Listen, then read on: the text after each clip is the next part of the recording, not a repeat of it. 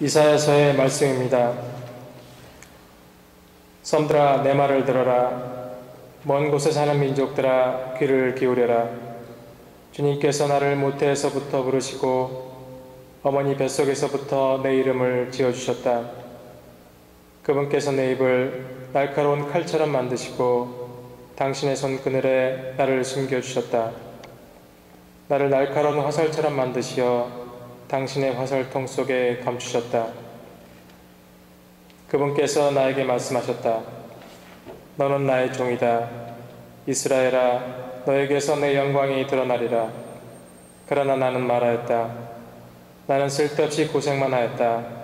허무하고 허망한 것에 내 힘을 다 써버렸다. 그러나 내 권리는 나의 주님께 있고 내 보상은 나의 하나님께 있다. 이제 주님께서 말씀하신다. 그분께서는 야곱을 당신께 돌아오게 하시고 이스라엘이 당신께 모여들게 하시려고 나를 모태에서부터 당신 종으로 빚어 만드셨다. 나는 주님의 눈에 소중하게 여겨졌고 나의 하나님께서 나의 힘이 되어주셨다. 그분께서 말씀하신다. 내가 나의 종이 되어 야곱의 지파들을 다시 일으키고 이스라엘의 생존자들을 돌아오게 하는 것만으로는 충분하지 않다. 나의 구원이 땅끝까지 다다르도록 나는 너를 민족들의 빛으로 세운다. 주님의 말씀입니다.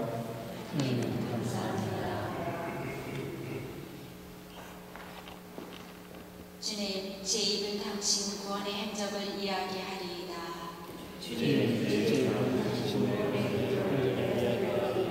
주님, 제가 당신께 비신하오니 영원히 수치를 당하지 않게 하소서. 당신 의로움으로 저를 건져 구하소서. 제게 귀를 기울이소서. 저를 구원하소서.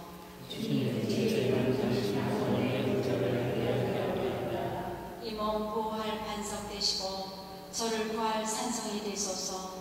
당신은 저희 바위, 저희 보루이시옵니다.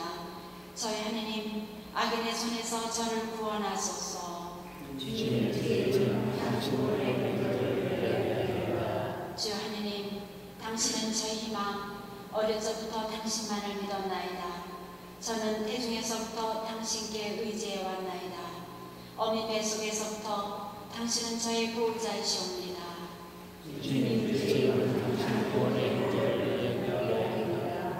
당신의 의로움, 당신 구원의 행적을 저희 입은 온종일 이야기하리이다. 하느님, 당신은 저를 어릴 때부터 가르치셨고 저는 이제껏 당신의 기적을 전하여 왔나이다.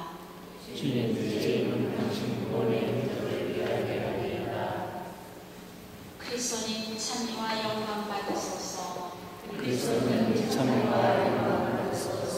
저희 임금님 경배하나이다. 당신은 아버지께 순종하셨나이다. 도사장에 끌려가는 순한 양처럼 십자가를 지고 가시나이다. 주님께서 여러분과 함께 요한이 전한 거룩한 복음입니다.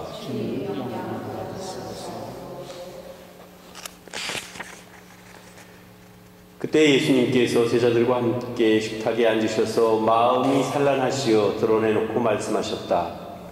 내가 진실로 진실로 너희에게 말한다. 너희 가운데 한 사람이 나를 팔아넘길 것이다. 제자들은 누구를 두고 하시는 말씀인지 몰라 어리둥절하여 서로 바라보기만 하였다. 제자 가운데 한 사람이 예수님 품에 기대어 앉아 있었는데 그는 예수님께서 사랑하시는 제자였다. 그래서 시몬 베드로가 그에게 고갯짓을 하여 예수님께서 말씀하시는 사람이 누구인지 여쭈어보게 하였다. 그 제자가 예수님께 더 다가가 주님 그가 누구입니까? 하고 물었다. 예수님께서는 내가 빵을 적셔서 주는 자가 바로 그 사람이다 하고 대답하였다. 그리고 빵을 적신 다음 그것을 들어 시몬 이스카리오스의 아들 유다에게 주셨다. 유다가 그 빵을 받자 사탄이 그에게 들어갔다. 그때 예수님께서 유다에게 말씀하셨다. 내가 하려는 일을 어서 하여라. 식탁에 함께 앉은 이들은 예수님께서 그에게 왜 그런 말씀을 하셨는지 아무도 몰랐다. 어떤 이들은 유다가 돈주머니를 가지고 있었으므로 예수님께서 그에게 축제에 필요한 것을 사라고 하셨거나 또는 가난한 이들에게 무엇을 주라고 말씀하신 것이려니 생각하였다. 유다는 빵을 받고 바로 밖으로 나갔다. 때는 밤이었다. 유다가 나간 뒤에 예수님께서 말씀하셨다. 이제 사람의 아들이 영광스럽게 되었고 또 사람의 아들을 통하여 하나님께서 영광스럽게 되셨다. 하나님께서 사람의 아들을 통하여 영광스럽게 되셨으면 하나님께서도 몸소 사람의 아들을 영광스럽게 하실 것이다. 이제 곧 그를 영광스럽게 하실 것이다. 얘들아, 내가 너희와 함께 있는 것도 잠시뿐이다. 너희는 나를 찾을 터인데 내가 유다인들에게 말한 것처럼 이제 너희에게도 말한다. 내가 가는 곳에 너희는 올 수 없다. 시몬 베드로가 예수님께 주님 어디로 가십니까? 하고 물었다. 예수님께서는 그에게 내가 가는 곳에 내가 지금은 따라올 수 없다. 그러나 나중에는 따라오게 될 것이다 하고 대답하셨다. 베드로가 다시 주님 어찌하여 지금 주님을 따라갈 수 없습니까? 주님을 위해서라면 저는 목숨까지 내놓겠습니다. 하자 예수님께서 대답하셨다. 나를 위하여 목숨을 내놓겠다는 말이냐? 내가 진실로 진실로 너에게 말한다. 닭이 울기 전에 너는 3번이나 나를 모른다고 할 것이다.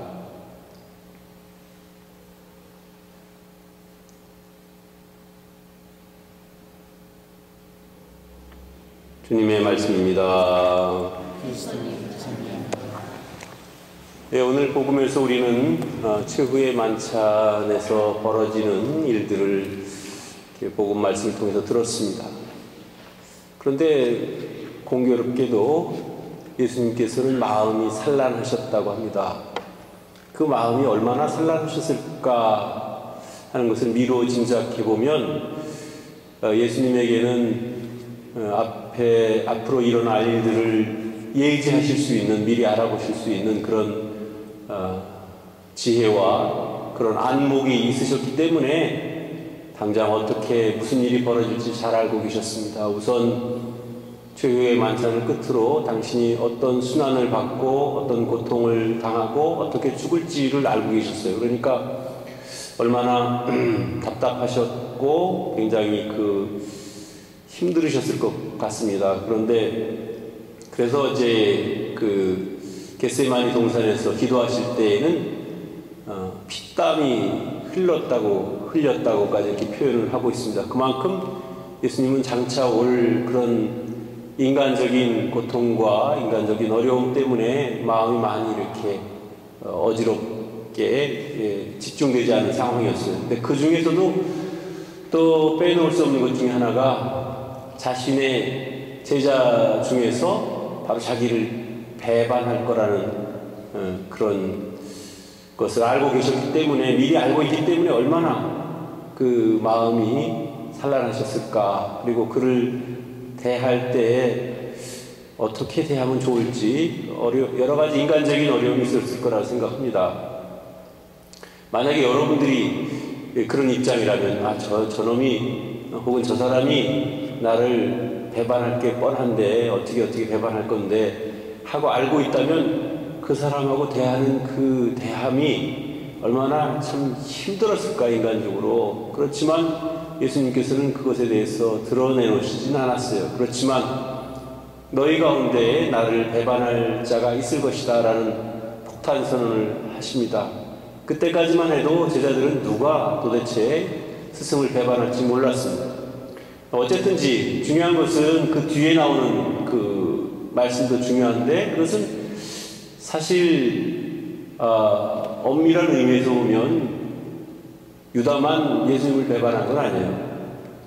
예수님을 배신한 사람은 또 뒤에 나오는 베드로입니다. 베드로는 내가 감옥에 간다 해도, 내가 죽는다 해도 스승님 당신을 배반하지 않겠습니다. 아마 그거를 말할 때의 그 마음은 진심이었을 거라고 저는 생각합니다. 진심이었지만 사람 일이라는 것은 한 치 앞도 내다볼 수 없는 그런 우리 자신들이죠. 그래서 그가 3번이나 설마 예수님을 모른다고 그렇게 이야기하게 될지는 몰랐던 것이죠. 어쨌든지 그래서 베드로는 그렇게 큰 소리 쳤지만 결국은 스승을 3번이나 배신하는 그런 실수를 저지르게 되죠. 그리고 또 어떤 의미에서 보면 이 두 사람만 문제가 아니라 제자들 전체가 예수님께서 십자가에 처형되시고 나서 다 도망갔어요. 뿔뿔이 다 도망갔고, 십자가 밑에 있었던 것은 오히려 우리가 알고 있다시피 예수님의 어머니 성모 마리아와 몇몇의 여자들 뿐이었어요. 물론 요한복음에 의하면 사랑하는 제자도 그 밑에 있었다고 하지만, 또 뭐 다른 학자들에 의하면 그것은 자기가 스스로 거기에 십자가 밑에 있고 싶었던 마음을 표현한 것에 불과하지, 제자들은 다 도망가고 내뺐다, 그런 이야기를 합니다. 어쨌든지 중요한 것은 그것입니다.